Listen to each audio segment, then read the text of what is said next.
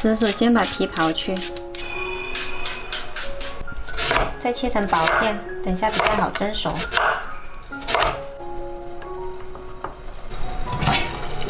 然后上锅蒸熟。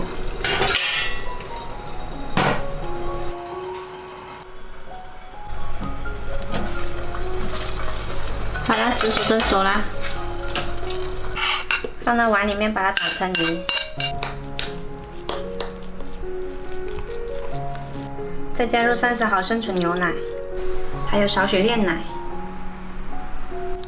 再次搅拌均匀就可以啦。这是我在超市买的现成手抓饼，16块8买了10张。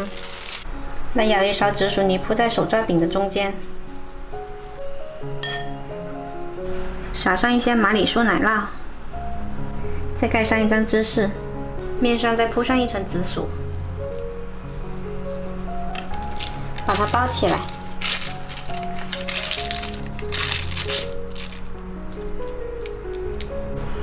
把口收起来就好了。平底锅不需要放油，放下来煎。因为手抓饼本身有油，所以呢，这里是不需要放油的。给它翻一个面。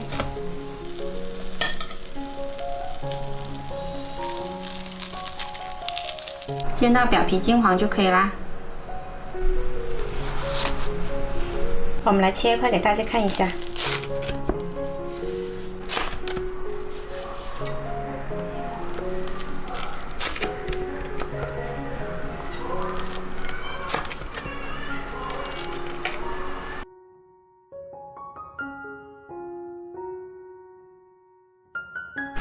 这款紫薯拉丝手抓饼呢，外皮酥脆，里面满满的拉丝，特别好吃。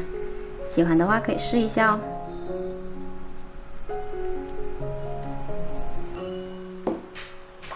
仔，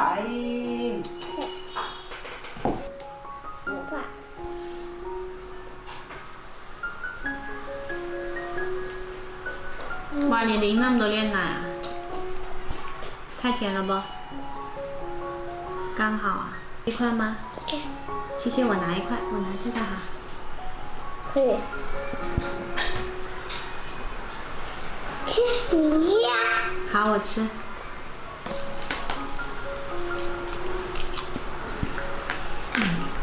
好好吃哈。好好吃呀。是吧？